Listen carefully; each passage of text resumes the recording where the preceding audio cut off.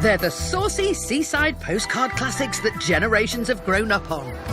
These fabulous cartoon-like characters brought so much joy and warmth and happiness. They're just funny. There are some great gags in them. There's great slapstick. It had the most brilliant actors in it. People like Joan Sims and Kenneth Williams, Hattie, Sid and Barbara Windsor, you know. But behind the scenes of Britain's longest-running film franchise are secret tales of backstabbing and scandal. It's outrageous when one thinks back now, and I don't know how they could have been allowed to get away with it. He was badly treated, and he wasn't the only one. In never-before-seen interviews, we'll reveal the cast's anger at millionaire producer Peter Rogers. I think it's immoral what they did. I do find a certain amount of resentment within me. Yes, I have to be honest. I'm not allowed to say that Barbara Windsor told me he was a... am I? As well as some heartbreaking insight into a secret love. And I remember thinking, oh my God, he's gone and we didn't talk. And some complicated friendships. Joan did say to me, you know, Kenneth Williams is a genius and you have to know which side you're talking to. We'll go behind the scenes on the film's less-than-glamorous locations. When lunchtime came, everyone piles back to the studios and you buy your own lunch. Uncover the bits which should have stayed covered. Reveal all about the films you didn't see. Can't think why this was never made. And talk to some of the few iconic cast members who are still very much carrying on. Poor old sod that I am. Shan't be here for long. Might even go during the interview. As we reveal the secrets and scandals of Carry On. Action! It's 1998. The Good Friday Agreement is signed. The first episode of Who Wants to Be a Millionaire is broadcast. And at Pinewood Studios, some of the most recognisable stars in British cinema gather to celebrate 40 years of Britain's biggest ever film franchise. Hello. But behind the scenes, some long-held grievances are being aired. Interviews were recorded for a documentary to mark the occasion, and when we got our hands on the tapes of those interviews, we uncovered some shocking truths about how the stars really felt. I just think that, you know, we all have had sort of a bit of a bad crack at the whip. I think it's... Yes, I am a bit bitter about it at times. But what were they so upset about? To understand that, let's go back to 1968 and a damp field behind Pinewood Studios in Ivor Heath. Now really, let's see those chests come out. And As we chuckled watching Barbara Windsor's bikini ping gravity-defyingly into Kenneth Williams' face in Carry On Camping, little did we know how much the plucky artistes were suffering for their art. matron, take them away. Carry On Camping, filming in October and November 1968. They would always do spring or autumn shoot because most of the actors were in pantomime or summer season. So they're filming a summer holiday film in October. So it was very cold. We sprayed the grass green because we were treading it down so much. And just to make it look like summer, because, I mean, they were in bikinis, for goodness sake. And, so they were out there spraying the grass. I think in a lot of carry-ons, and certainly in camping, you can really tell it's been raining and it's cold. You know, you can almost see the goose pimples in everyone's flesh. Everyone looks a bit puckered. It seems completely appropriate, doesn't it, that a carry-on film would be shot on cloudy days in muddy fields. When the same location was used for Carry On Behind in March 1975, it was cold enough to see the actor's breath. Oh, nice vans, these. Not bad. Carol and I were in bikinis, blue, with cold, and they kept painting us with this yellow colour to make our skin look normal. Phew, it's warm, isn't it? Yes. Phew. And then it started to snow, and I thought, can't we go in the caravan? And the props guy came over, he said, where are you going? I said, well, I was going to go and get warm. I said, the snow. He said, no, it looks like apple blossom. That's what it looks like on the camera, apple blossom. So just stayed there and looked warm. And that was my baptism of fire into the Carry On film. Oh, God, it was funny. It wasn't funny. As well as being made off-season, the Carry-Ons were made in very little time and for very little money. The Carry-Ons were in terms of shooting time, reminded me very much of my time in Coronation Street. You got there, you did it, boom, boom, that was it. And you did not make mistakes, and you didn't ask what your motivation was. Your motivation was to get it done in one take, if possible. 2 would be outrageous, but just get it done. When you were doing it, the next set was already lit for you to go on to. So that finished, and there was no messing about lighting the set. It was ready to go. You just got on with it, just woof, like that. It was all over. People did not ever say, could we go for another one? An actress, I do distinctly remember, had said, I'd like to go again. And there was almost like a death silence. And after whatever discussion the director had with the cameraman, we didn't go for another take. There was no messing around. And if people did start laughing or something, you would be like a schoolmaster and quieten them so they could get on and stick to the schedule. I mean, it was remarkable how those films were made on such a low budget and so often. Another way to save both time and money was the inventive use of locations, and Pinewood Studios itself provided the locations for everything, from a Spanish beach in Carry On Abroad, shot in a studio car park,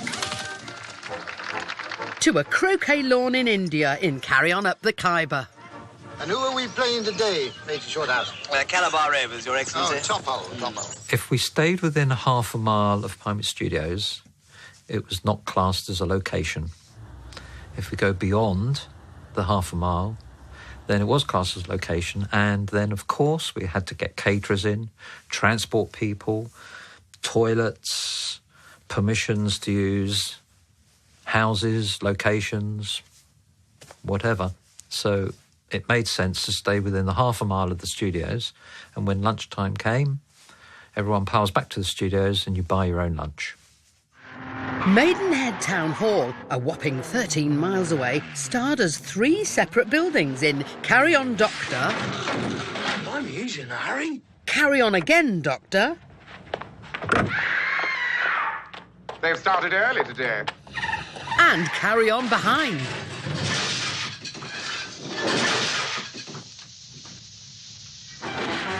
And even the more exotic-looking locations were much closer to home than they appeared.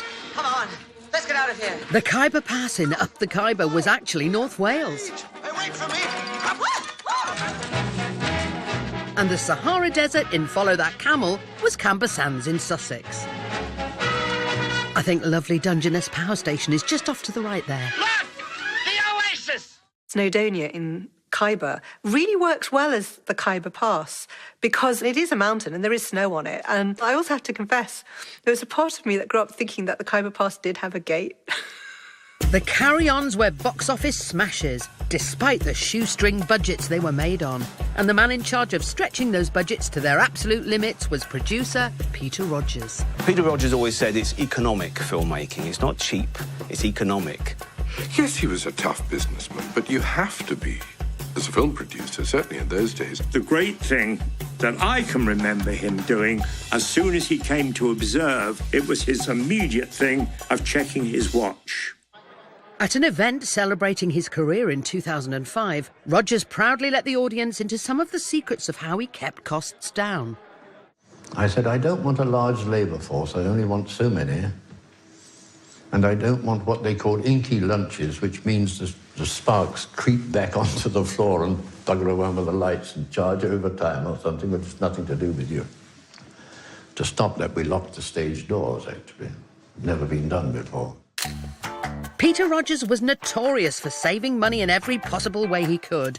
Hidden deep in the archives, we even found a letter to a member of the board at Rank Films, complaining about how much the copy room at Pinewood was charging for duplicating scripts.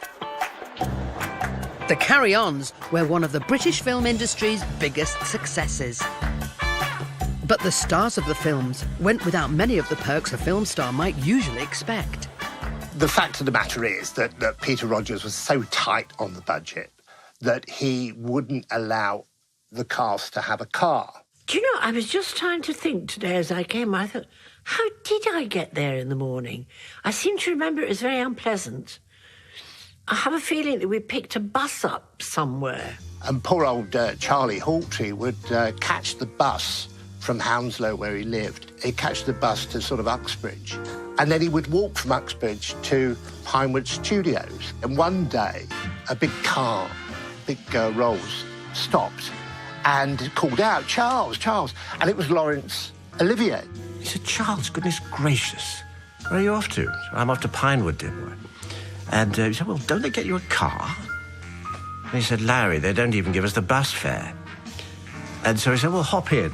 And he said, "Charles, it's a disgrace, it's an absolute disgrace." And, of course, Charles Hawtrey went back to set and told everybody about being picked up by Laurence Olivier and what Laurence Olivier had said, and said it was a disgrace.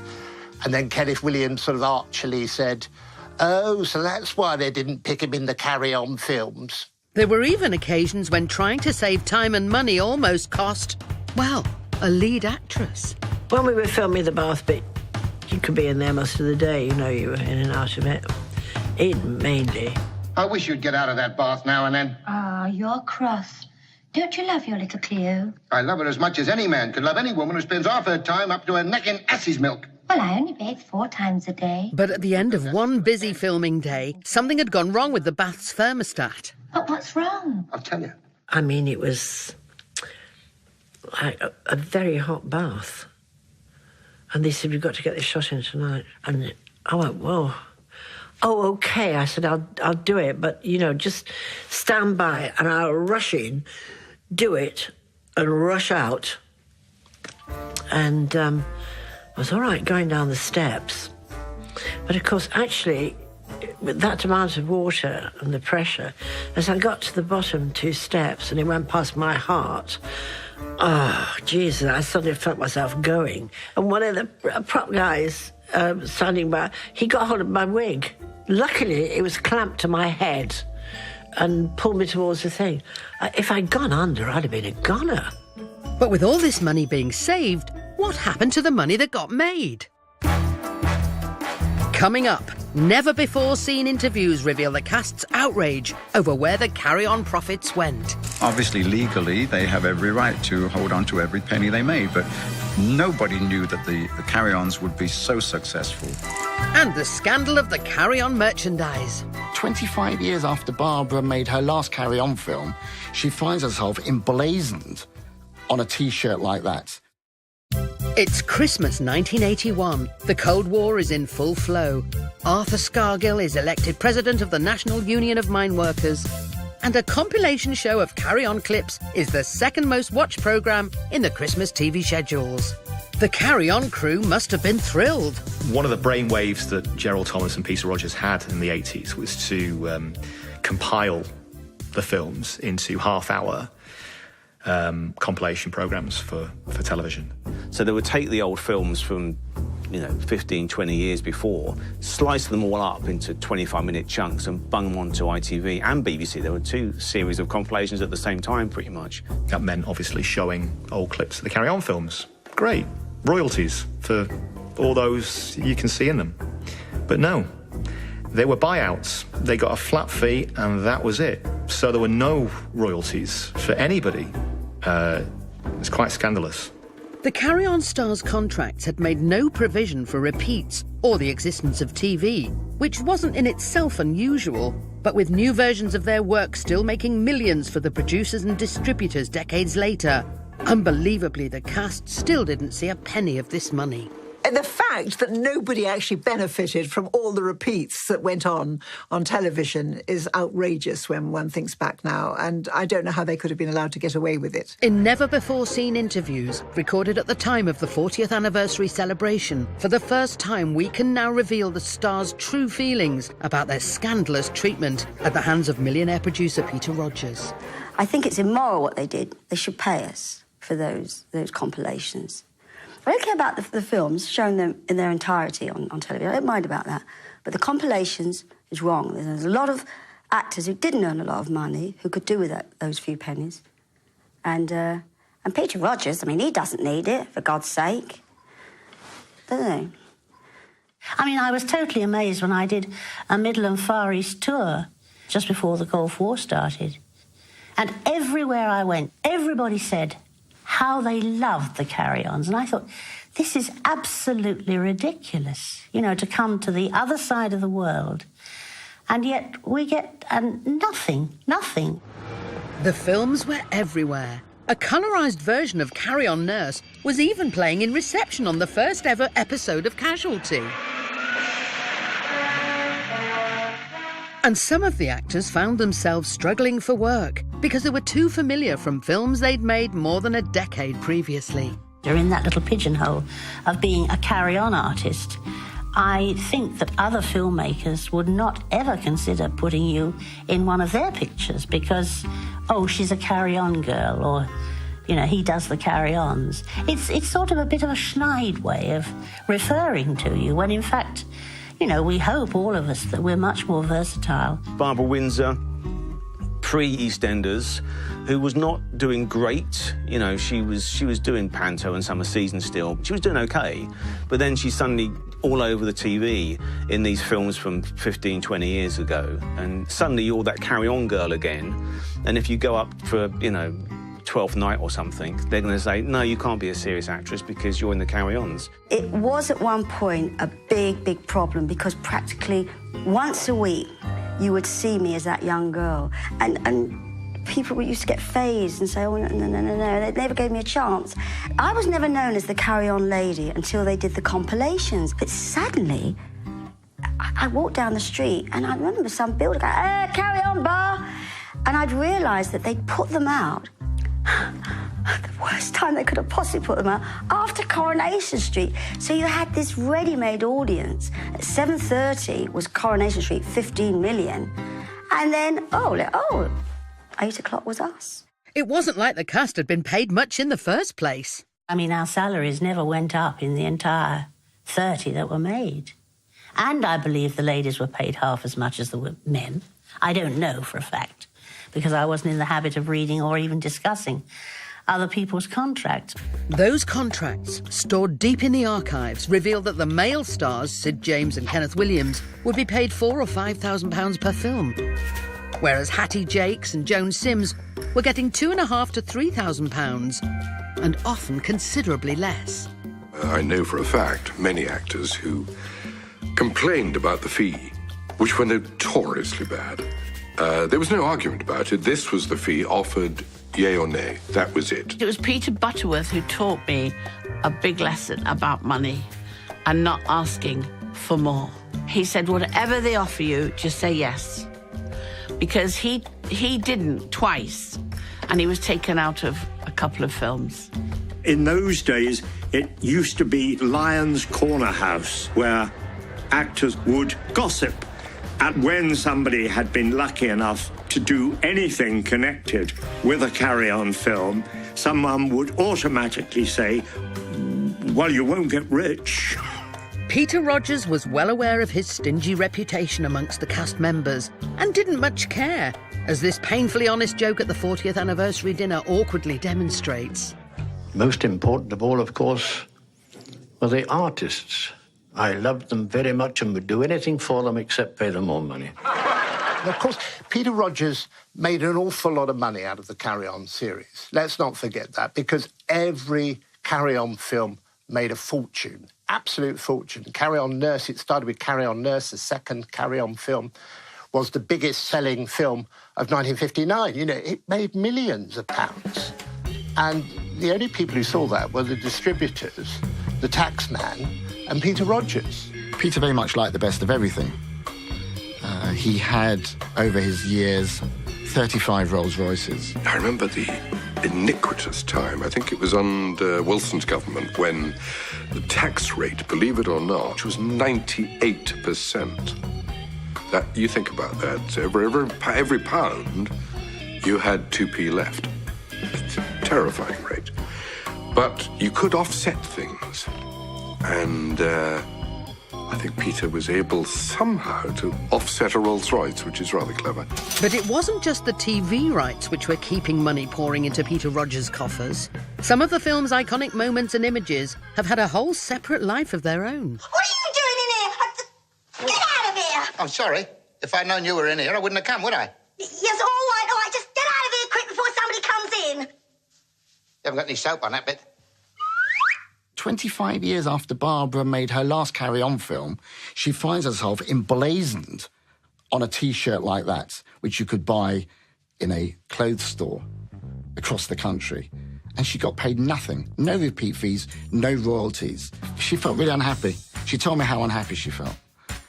And it wasn't just her. They had lots of other merchandise with other people on it. I get all this memorabilia of Carry-Ons. The camping scene, the shower scene showing the bum, Carry-On Dick with looking out of the coach with Sid. Another one where he pulls my bra and I'm like that, you see. I get all these. So there's a big, big market, and what the hell? I don't know. Where does the money go? I don't know who the money goes to. So the actors weren't making any money out of the merchandising, but people were. Not just the film distributors, but the producer, Peter Rogers. If you look at the label, Washers Wool Cycle, Do Not Tumble Dry, Iron on Reverse, the Carry On films were produced by Peter Rogers. That's what it says on the label. The actors felt so strongly about their treatment, they even tried to mount a legal challenge. Peter said, it was perfectly legal. You all signed the contracts, you all had agents. We discussed it, your agents, signed the contracts for you. It's all perfectly legal. And Barbara Windsor and a few of the others got together with a solicitor because they wanted to approach Peter about this. And the advice was, this is legal. But was it moral? I just think it's wrong. I mean, at the end of the day, I always wonder what Sid would have said if he'd have been around, because he was so money-orientated. We did put a few quid together and go to a lawyer, so we didn't stand a chance. We should have known. What a waste of money, really. Admittedly, it's only morally we tend to think something should be done. Obviously, legally, they have every right to hold on to every penny they made, but nobody knew that the Carry-Ons would be so successful. Coming up, the Carry-Ons go into battle with the censors. What he used to do, he often filmed some extra seriously naughty scenes he knew would never be used. And when the saucy jokes went too far. You got Sid James dressed up as Santa Claus, and you've got Barbara Windsor, who's then in her mid-30s, dressed as a schoolgirl. Just a little bit uncomfortable. It's 1976. Brits are getting hot under the collar in a sweltering heatwave. And the nation's youth is turning up the heat on the establishment via punk rock. Wakey, wakey, rise and shine! Thank goodness there's a new Carry-On film for some safe, middle-of-the-road family entertainment. Oh, my good grief. Bosoms everywhere. How dare you come on parade improperly dressed? We're only obeying orders, Sergeant Major. The British Board of Film Censors had always understood that boobs and bottoms played a very big part in the Carry-Ons. But this attempt to compete with the full-on titillation of films like the Confessions series was a step too far for both censors and cinema-goers. Carry On England went out in 1976 with a AA, which in those days meant for 14 years and older. As the previous films had all received milder U or A certificates, this was an unprecedented moment in Carry-On history. The BBFC classification didn't think that was what people went to see the Carry-Ons for, which is true. I mean, it was a bit of slap and tickle for the dads and a lot of slapstick and silliness for the kids, really. They recalled the film and they edited it a bit and they took away a lot of the boob coverage, so it was a little bit of a flash and then you didn't see anything more, and it was given an A certificate for general distribution. We need to remember that in the 1960s and 1970s, getting humour through and past the censors was much more difficult than it is today. In Carry On Camping, I have the lovely little scene with Charlie Hawtrey in the tent. The tent collapses, and then from out of the tent comes Valerie Leon, and then followed by Charles Hawtrey. Oh, hello. She was showing me how to stick up my pole. That was far, far too suggestive in those days. And it had to be changed to the pole. Dobbin, what on earth is the meaning of this? I'm sorry, Mr. Short. The gentleman kept touching things. Splendid girl, and so helpful. Do you know she's been showing me how to stick the pole up? More often than not, Director Gerald Thomas did manage to slip his rude bits past the censors. Matron. And there's a secret behind that. What he used to do, he often filmed some extra seriously naughty scenes he knew would never be used. He knew they wouldn't be passed, but he would use them as a bargaining tool for the scenes he actually wanted to use. For example, in Carry On Up the Khyber, you've got Cardew Robinson playing this very incompetent fakir doing all this kind of stuff. I will now remove the second stool. Bring on the dancing girls. Get rid of this idiot. Fakir, off. They had to ensure that the gap between fakir and off was wide enough that it didn't offend the censors. But Peter was even cleverer than that. Gerald filmed another sequence, the identical one, where Bernard Breslau says, "Oh, he's just a..." Knowing full well that in 1968 you weren't going to get that one passed. They said, well, the other one's all right. They went, yeah, OK, you can have the fakir off one instead.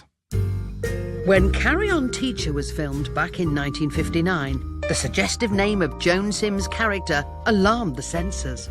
Speaking in 1998, Leslie Phillips hilariously recounted how he thwarted their efforts to tone down all cock, simply by being Leslie Phillips. Because he had an idea, you'd say, oh, cock, or something like that, you see. So I flattened it. As you probably remember. I just went, oh, cock. And the flatter I did, the filthier it got. Who's that? Miss Alcock? Miss Alcock. A suavely smutty effort there from Leslie Phillips. I bet you wouldn't catch that nice Joan Sims craftily making innocent words sound dirty. I have this scene with Charlie Hawtrey, and I have to say, my brother, the Count. But I didn't say anything untoward. But, of course, it is the way that you play it. I mean, if you just say, my brother, the Count, it doesn't mean anything, but probably because it looked as if I was spitting in the gutter and doing a quick aside, it just somehow triggered off a laugh, you know? By the time Carry On Abroad was released in 1972, there was absolutely no attempt to conceal rude words whatsoever. Just ask this bloke. I see. Well, I am the representative of Wonder Tours, Stuart Farquhar. Stupid what? Stuart Farquhar. I think he was right the first time. As any Stuart Farquhar knows, Carry On characters have an unfortunate habit of losing their clothes. But surprisingly, the first ones to reveal all weren't the ladies. Gentlemen, really? But while there was a cheeky display from the boys in Carry On Constable, it was inevitably the women who ended up in next to nothing. When Barbara Windsor and Margaret Nolan came to blows in Carry On Girls, the cast of the resulting fight scene had barely an outfit between them. Apart from the addition of a disgruntled donkey, this was nothing new for Babs, whose costumes in the Carry Ons had regularly been, well, non-existent. The scene in Carry On Again, Doctor, where she's a performer and she's come in with just pasties on her boobs and that tiny heart-shaped bikini, and the sheet is pulled off her. Oh, nothing. No, nothing at all. It's all marvellous. What happened to the rest of your clothes, Miss Locks? Oh, this is all that I was wearing. I told you I was doing an advertisement. Just for interest, what were you advertising? Bristol's bouncing baby food. I can see the connection. And Jim Dell goes, whoa, and I just cannot believe what he's seeing. That's, in a weird way, the most disturbing moment for me, because we are seeing her almost like a piece of meat on a table. Speaking in 1998, Barbara revealed just how true this was, and how her attempt to feel confident wearing little more than a handful of sequins was dismissed. I got very, very nervous, and I dieted, because just before that film I was quite plump, and I dieted, and I remember the first day of filming was that scene with the hearts, and there was a gag about Miss Bristol and all the rest of it, and Gerald, when I showed myself, like, he went, well, that's the gag about Bristol's out the window, what have you done to yourself, you know, like that. But it wasn't always Barbara whose physical attributes came under uncomfortably close scrutiny. Amanda Barry's costumes in Carry On Cleo are perhaps some of the most iconic and unforgiving in the Carry Ons. But as she found out at a wardrobe fitting, her petite physique wasn't quite Carry On enough for the producers? And he said, what are we going to have? We're going to have the little brassiere over the breast here, and the rest of the breast would be out the side. Well, I kept trying to say to him, we haven't got a lot to expose with me. We've only got there isn't anything to put round the side. This is me, darling. I was this very thin creature with nothing at all. And he went, oh, my God! And he rushed to the phone. And he was on the phone to the producers. And all I could hear were things like, no, we can't operate. There's no time to do that. We start film. I stood there. I was so humiliated. Astoundingly drastic action was taken to make Cleo's cups overflow. They sent me to the hormone specialist in Harley Street, who Frank Sinatra used to go to. They all used to go to for little boosters to get their things up. And what with me, they were trying to get my things out, I think. And he said, there's nothing I can do. And I think he said to me, you are the nearest thing to a hermaphrodite I have ever seen. That didn't help. Doesn't fill you full of enthusiasm when you're playing Cleopatra. Compared to the challenge of flying under the film censor's smut radar, getting away with saucy content on TV should have been easy. But this uncomfortably flirtatious encounter had viewers at home choking on their tea. Say hello nicely to Father Christmas. You little soul. Well, I'm sorry, she doesn't mean it. She's only 13. Get away. Yes. ITV's fourth annual Carry On Christmas was probably not the gift the nation's viewers were expecting. You got Sid James dressed up as Santa Claus, and you've got Barbara Windsor, who's then in her mid-30s, dressed as a schoolgirl. What are you gonna give me? Yeah, well, you're making it hard for me, but... Inevitably, this incurred the wrath of television's most notorious moral guardian, Mary Whitehouse, who wasted no time in sending a strongly worded letter to the bigwigs at Thames Television. Viewers who spoke to me found the programme highly offensive in its sexual innuendos and general attitudes. More than one mentioned the episode in which Barbara Windsor and Sid James made a joke of a 13-year-old girl having sex.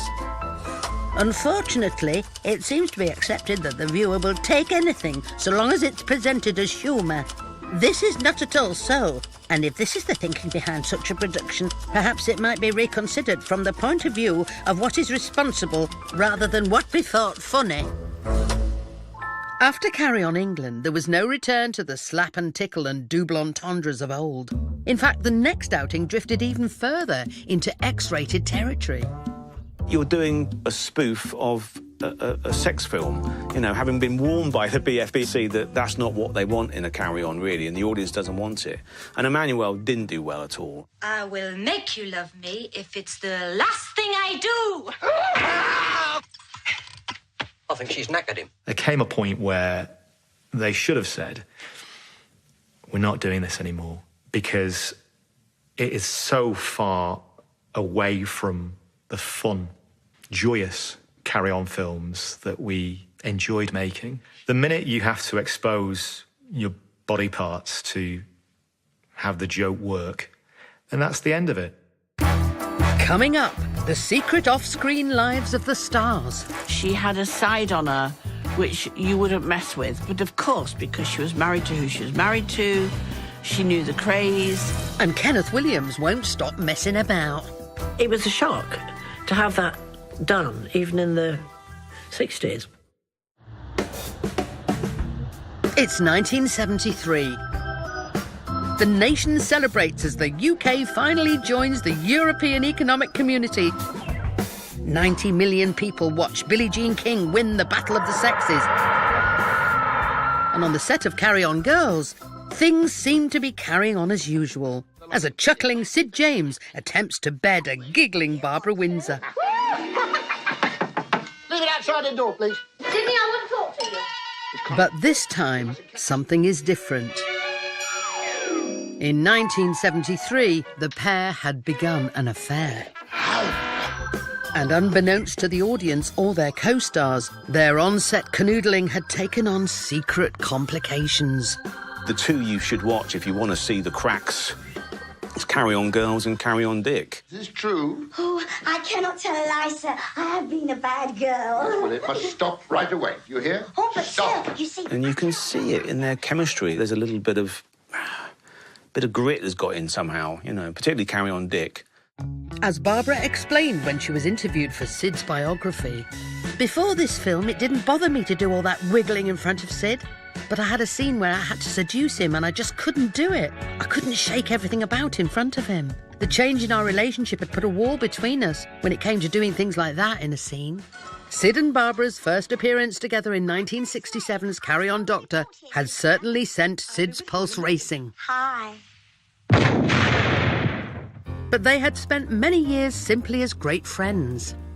They were friends for a long, long time. They were always doing charity gigs together and appearing at first nights and premieres with other people, just good pals. When they started seeing each other during the filming of Carry On Girls and then a Carry On stage show, even Barbara herself assumed it was just a one-night stand or two. I knew Barbara Windsor very well. We were friends. I also know the James family very well. There's no doubt that there was affection there, there was feeling there, and Barbara felt quite strongly for Sid. Their relationship became an open secret in the industry, but Sid and Barbara were both married, Barbara to East End gangster Ronnie Knight. And with Carry On Dick to film, Sid promised his wife that once the shoot was over, the affair would be two. Being the consummate professionals they both were, they got through those 6-week shoots and delivered the funnies. But then a new job sprung up, a 6-part Carry On television series, and their scenes must have felt awkwardly familiar. Let us not speak of it, my dear. Now I am free to claim everything that is mine. Oh, yes, well, I'm not stopping you. Of course. This time, Sid promised his wife that it would be over by the time he left for his theatre tour of Australia, and told Barbara that if he couldn't have her, he'd be dead within a year. And it was indeed just over a year after that ultimatum that Sid James died on stage in April 1976. Sid was lovely. He was a true gentleman. I mean, you know, he had this reputation as a womanizer, but in fact, he looked after the ladies very well on the films. I think it's really sad because I think Sid actually really did love Barbara, but he loved his wife and his family as well. And so I'm sure he was very, very much torn. In another unseen interview clip, the strength of Barbara's feelings for Sid are clear when she relates an incident from the year after his death. I remember when they phoned me up to do the compilation of the big for the big screen, That's Carry On. Ladies and gentlemen, from 28 films... And God knows how many film stars... That's Carry On! They showed the first clip. And it was Sid. And he died the year before. And I had... makes me sad. I had same hairstyle. And I remember thinking, oh, my God, he's gone, and we didn't talk. Because we didn't talk in the end, you know. It was the only way I could stop this obsession with him. And Kenny looked at me and he went, what's wrong with you? And the tears were falling down my face. I said, he's not with us, you know. And there he was, laughing and that cackle. And he said, oh, big silly cow, what's wrong with you? I saw Sid and I ran out.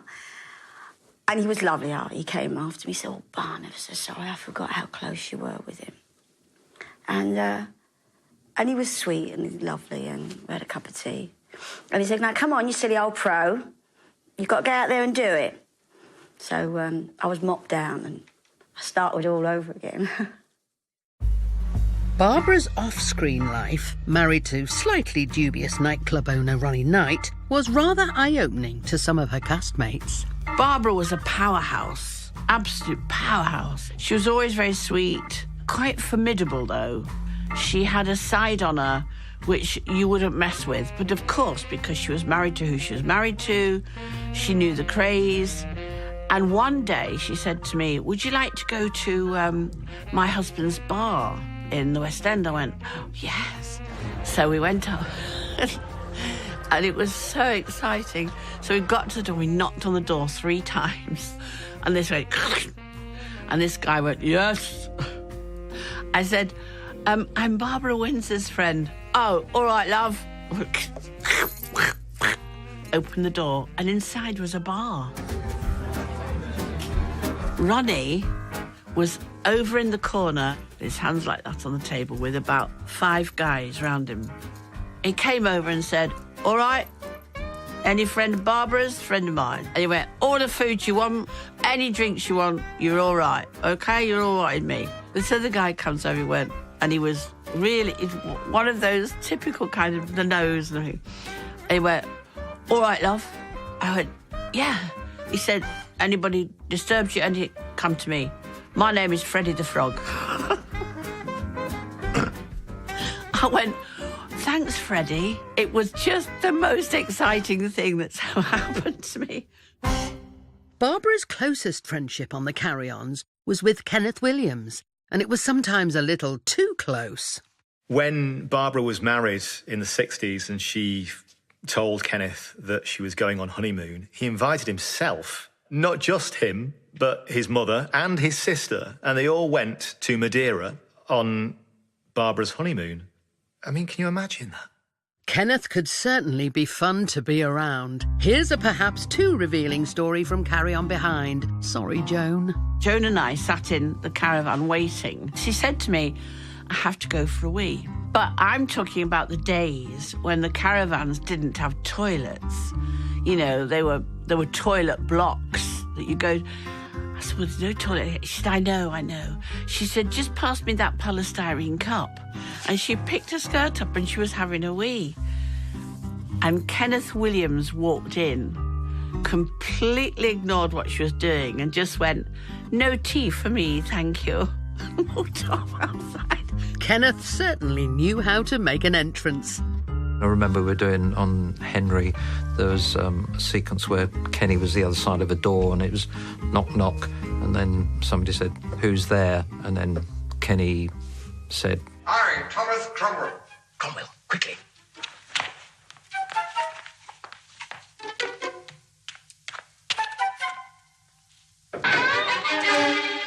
My Lord Chancellor. I think we did about 3 times and it went knock, knock, and somebody says, who's there? And Kenny says, you bloody well know who it is. Open the door. And, of course, the whole crew went in laughter. Mr. Williams could make being on set great fun for cast and crew alike. But we can reveal he was also prone to getting right on their nerves. There's that story in Follow That Camel where he went up to Jim Dow just at the start of the shoot and he said, oh, by the way, I think I should tell you that Peter Butterworth hates your guts. I mean, one can't imagine someone as benign as Peter Butterworth hating anybody. And then he told Peter Butterworth, ooh, Jim hates you, you know. I saw Peter, and Peter was looking at me with a slight... And I was looking back at him, and we didn't talk for about 3 or 4 days. I avoided him in the canteen, and he seemed to be avoiding me. And finally, after about 3 or 4 days, I went over to him. I said, excuse me, Peter, has Kenneth Williams been saying anything to you about me? He said, he told me you hate my guts. I said, but he told me you hate... And there's Kenneth, 20 feet away, going, ha, ha, ha. Now, this is wicked. This is wicked. We nearly killed the little bugger. I mean, I chased him all over Pinewood Backlot. Encountering Kenneth's wicked side became an occupational hazard. And after a day of filming Carry On at Your Convenience, fellow cast member Hugh Futcher was on the receiving end. The subject came up of everyone's got a funny story. As the circle got nearer to me, I really was, if you like, tongue-tied in thinking, do I have a funny story? And I remembered something, so I did that. And the reaction to it was very favourable. Suddenly, Kenneth Williams got to his feet, came over towards me, and he pinched my cheek and said in that way of Kenneth's, you will remember I'm the funny one, dear, won't you? Squeezed my cheek and then left. I just get out of my bath and slip into something a little more comfortable, if you don't mind. A pinch on the cheek was pretty mild compared to the treatment Amanda Barry got on the opulent but slightly soggy set of Carry On Cleo. You were saying? They called me and I got this dressing gown on. I got up to go onto the set, Kenneth gave me a hand and he ripped it off and went, "That's mine." I thought, but they haven't got names on them. This one was just put on me. And of course I was left there stark naked. It gave me quite a shock, actually, and I think it was Sid that threw me out of the dressing gown. It was a shock to have that done, even in the 60s. But of course Kenny was a rule unto his, unto himself, really, wasn't he? One way and another. Kenneth was a tricky person, without a doubt. Because Kenneth didn't know who Kenneth was, I think that spilled out into real life. Joan did say to me, Kenneth Williams is a genius, but he has lots of sides to him, and you have to know which side you're talking to. I just knew he was either grumpy, so you kept away, he was funny and outgoing, so you could all have a laugh, or he was very inward, and then you had to be very careful. Kenneth Williams is one of the most fascinating characters, I think, in 20th century entertainment history. Here we have an introvert who makes his living from being an extrovert. You have one of the most famous comic figures of the second half of the 20th century, and yet you have a man who lives alone in a very Spartan flat, next door to his mother, usually, who lived opposite him. Kenneth famously didn't like having people in his flat, particularly his loo. And in another unbroadcast interview clip, Joan Sims needs a wee again. Hattie and I did bombard his flat one day. We were all in the same car going home. And we said, "We're coming to tea, Kenneth." And he said, "I'm not having anybody in my flat." So we said, "We're coming." And we went in. And, it was absolutely Spartan. You've never seen anything like it. It was and he wouldn't let us use the toilet. He just wouldn't. He said, "You're not going to my lavatory. No, you have to wait." And we had to wait, dear. He gave us a pot of tea, much against his wishes, and wouldn't let us use the lavatory. So when it came time to go into the powder room, we had to actually depart, because only if it was somewhere to go. Kenneth's privy might have been private during his lifetime, but following his death in 1988, his dearest friend Barbara Windsor was forced to invade his smallest room, all in the name of posterity. In 1994, when we put up a blue plaque remembering Kenneth Williams at his actual flat in London, she said, "Yeah, I'll unveil it." And we got Norman Wisdom to unveil it with her. What you don't see is how they managed to look out of the window so you could take the shot downstairs with the plaque. Because of all the places that they had to lean out the window, it was Kenneth Williams' bathroom. And I'll never forget, there's Barbara Windsor saying, "Well, how am I going to do this?" So she climbed onto the bath, put one leg on the bath. She said, "Morris," she said, "hold my bum." So I'm going, "Oh, right." It was the first time I'd actually met her. So I had one hand on Barbara Windsor's bum, and Norman Wisdom was standing on the toilet and leaning over, and another hand on Norman Wisdom, another hero of mine. I thought, life is never going to get better than this for me. And you know what? It never has. Coming up, the revolving door of the Carry On casting department. Sid James wasn't available. He brought in super subs like Harry H. Corbett or something. If Kenneth Williams wasn't available, they brought in Frankie Howard. And the secret life of Charles Hawtrey. He collapsed. He just fainted. And, of course, he had had too much to drink. It's 1962. The Cuban Missile Crisis has put the planet on the brink of nuclear Armageddon. The world's first public hover bus service launches in Rhyl. And setting sail at Pinewood Studios is Carry On Cruising, with familiar face Charles Hawtrey on board to play the ship's cook. Doctor, Hang on, that's definitely not Charles Hawtrey. Very nice. In fact, Hawtrey had been replaced in the role by fresh-faced young comedian Lance Percival. But why? Charlie, of course, he was an extraordinary man, and he had the most wonderful career when he was young. He'd started off with a very young Alfred Hitchcock, Errol Flynn, Douglas Fairbanks Jr., Vivien Leigh. Worked with Will Hay, who was probably the most famous star of the 1930s. He also worked with George Formby, who was one of the most popular film comedians of his day. Anyone can see the external. We look deep inside a man. We see his soul, his thoughts, his fears, and his worries. Worries? With that lot inside him, he's entitled to have worries. But as the Carry-Ons grew in popularity, Hawtrey was never seen as the film's biggest name and would always be billed below Sid James and Kenneth Williams. Sid and Kenneth were both on 5, and next was Charles with about £2,000 a film. By the time it came to Carry On Cruising, Charles Hawtrey decided he deserved a bit more money, better billing, and brilliantly, a star on his dressing room door, the total legend. You know, Peter Rogers couldn't let any actor be that important and that big that they called the shots, because that way leads to anarchy. You know, when the inmates take over the asylum, that's the end of it, really. Charles tried it on. He asked for more money, star on his dressing room door, better billing, and they said, "Nah, you're all right, Charles. We'll use Lance Percival. We're fine." And they did. By the way, this wasn't the first time a Carry-On star had been replaced by someone who bore absolutely no resemblance to the original actor. Carry On Up the Jungle had been supposed to star heartthrob Jim Dale as Ugg, but for some reason he found the script uninspiring, so the loincloth was passed to the rather less swoon-worthy Terry Scott. Ooh, hope they washed it. You don't have to tell everybody.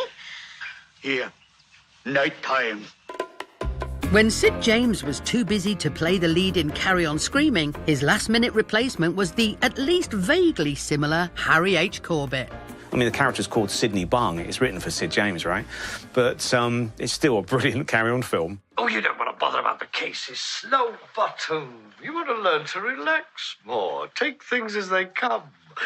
That's what gets results. It was a rep company. It was a rep company on screen. If Sid James wasn't available or didn't want to do it, they brought in super subs like Harry H. Corbett or something. If Kenneth Williams wasn't available, they brought in Frankie Howerd. You know, there was always somebody to plug the gaps.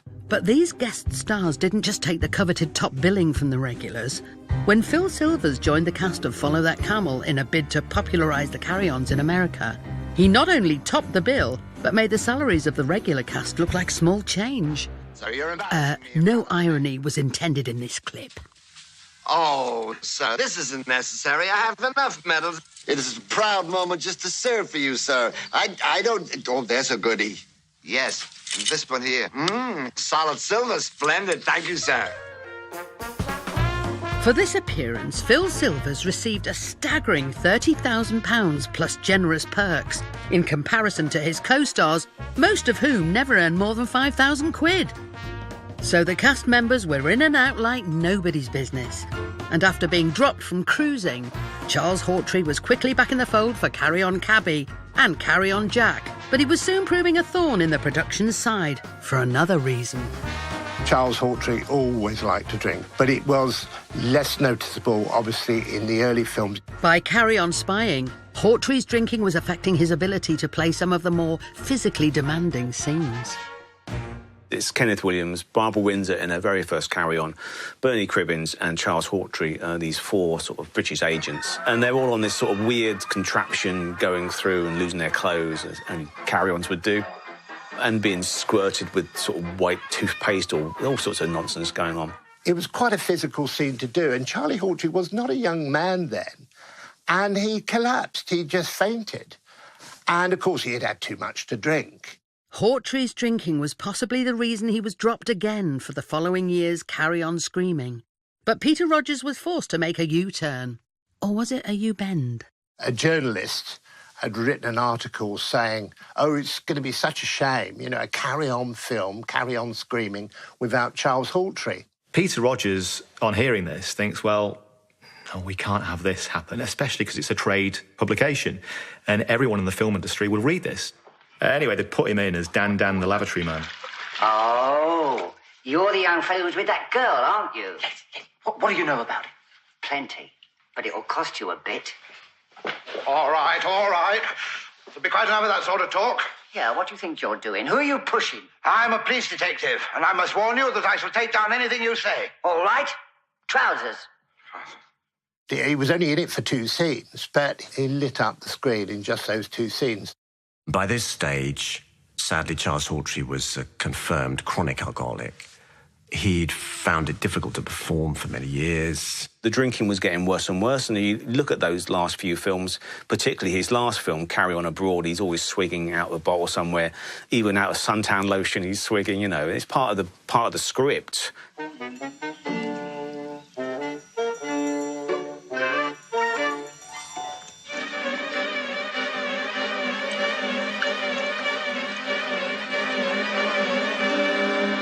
They had to give him a role that involved alcohol to explain away his slurring and his drunkenness. Carry On Abroad was Hawtrey's last Carry On film, but it was another argument over billing, this time for the 1972 Christmas TV special that spelled the end of Hawtrey's Carry On career. Because they had other things going on, Sid and Kenneth weren't going to be in this TV special. By default, Hawtrey should have leapfrogged into first billing. But because it was a TV special, they wanted Hattie Jakes, who was a greater name at this point on television. Hawtrey couldn't bear the idea of Hattie going on top and refused to do it. And Gerald said, look, I'm pleading with you. Please, Charles, accept second billing and we can carry on as normal. And he said, just remind me, Sid's not doing it? No. Kenneth's not doing it? No. Well, there we go. I get top billing. He said, no, it's Hattie. She's a big star on Thames. He said, no, don't want to do it. And Gerald said on the phone, look, this is it now. You've got to tell us, yes or no. Are you going to do this?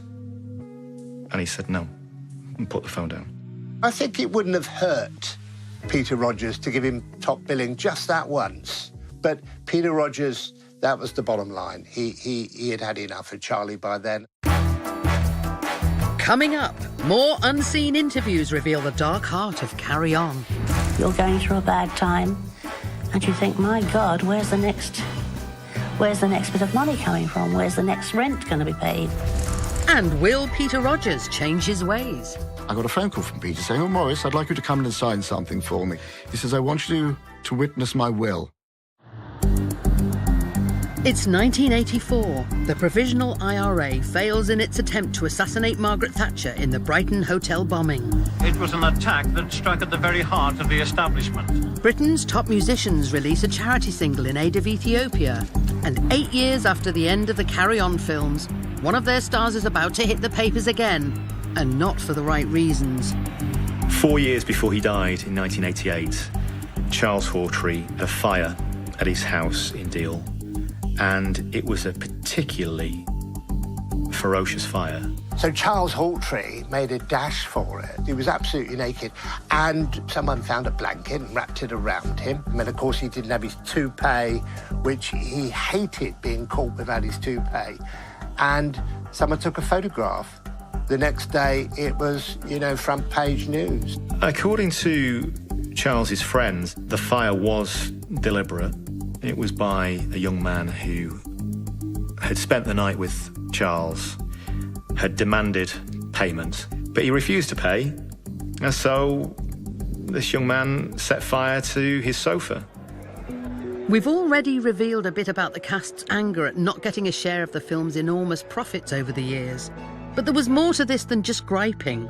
After the Carry On films stopped being made, times were hard for some of the cast. Perhaps most shockingly, in the case of Charles Hawtrey. The only thing he had, really, once the Carry-Ons had finished, were these really cheap seaside pantomimes, paying £250 a week. Nothing. He did a few things on the radio, but in the last decade and a half of his life, he had that and nothing else. No other work. What was there left for him to do but drink? And so he drank. The unseen interview clips which we've uncovered reveal that the cast members felt very strongly about the total lack of support offered to those who needed it. The fact that all the millions and millions and millions of pounds that have been made from the Carry On films since television came in, not one penny has in any shape or form gone to some sort of fund, a fund that could help out those aging technicians, those aging actors and actresses. Somewhere along the line, it would be nice if somebody said, hey, I've made enough money out of you guys to give you a few bob back to help you in your old age. And dear Charlie, at the end, he wanted to buy his bottle of sherry and then run down to the end of the docks and wave to some pretty sailor going by. That made him happy. But suddenly, because of these carry-ons being so successful, he was being recognised. He couldn't do what he wanted to do. Do you know what I mean? And I remember him saying to me, and I can't afford to send fan mail, but I ain't got the money anymore. He was badly treated by Peter Rogers and the production team. I think he was. And he wasn't the only one. Joan Sims certainly needed money. Those films would be on TV all the time and she wouldn't get any residuals. And it was awful. I mean, I knew Joan really well and I was actually working with her at that time. And in her latter years, she had a period of ill health, so she couldn't work as much. And Joan found herself in a position where she didn't have much money. She was on her own. She was living in a church flat where her rent was assisted. I don't just speak for me. I feel we all contributed a great deal to the entertainment industry. And the fact that sometimes, you know, because of one reason or another, you're going through a bad time and you think, my God, where's the next bit of money coming from? Where's the next rent going to be paid? When you're a bit on your uppers, I think you'd be a very unreal person if you didn't feel slight bitterness. I always remember meeting Liz Fraser at some charity function, and she said she'd never talk to Peter Rogers again. And I said, well, why not? And she said, well, when Joan was ill and before she died, I went to him because she had no money to see if he would, you know, contribute to her health bills and everything. And he wouldn't. And I think that's unbelievably awful. Really. Those films are loved for their performances, and yet it really matters that they did not get paid properly and they never see any of the profits of these films when they're repeated. I think that's a very dark heart of the carry-on genre, isn't it? That these actors were so exploited.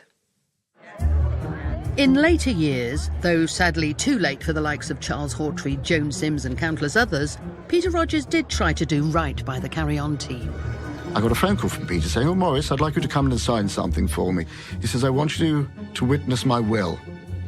I think he began to realise that, in fairness, he should have done something more for some of them. And it ended up going to one of the great entertainment charities that looks after actors who've fallen on hard times.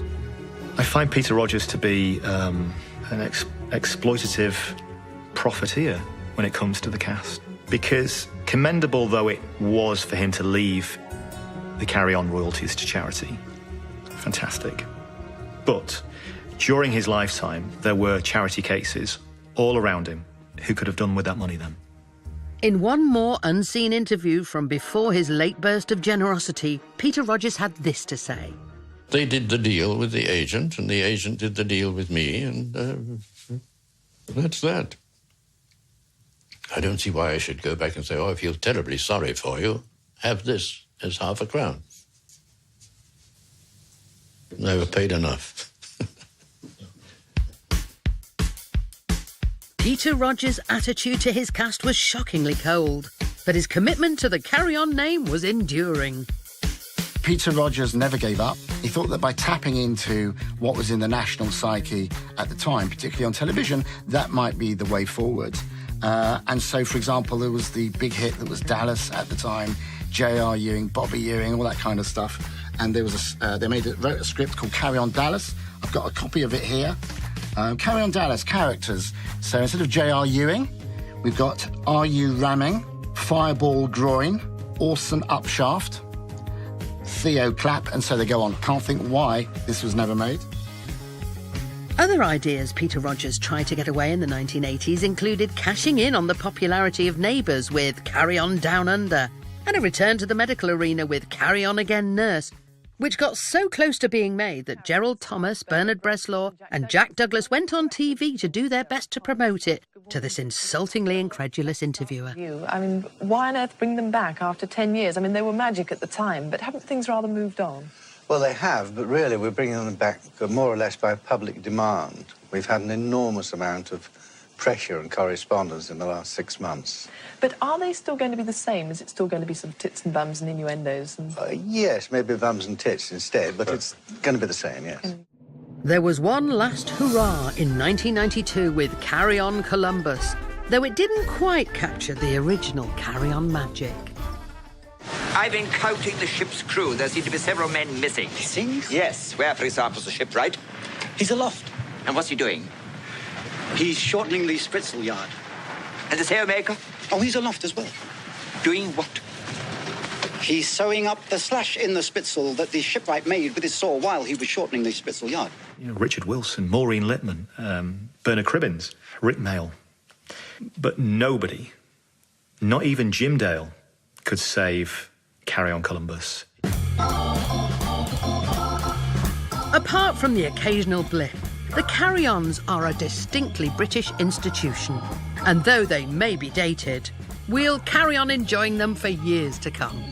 There are some great gags in them, there's great slapstick. You can enjoy all those moments, so there's something childlike about these films, even though they're supposed to be about sex. They just spun gold out of nothing, those people, to get such a brilliant cast of actors and a brilliant team of technical people. It was just, you know, some sort of alchemy happened there. No way would anybody have thought the Carry-Ons would have lasted. Not at all.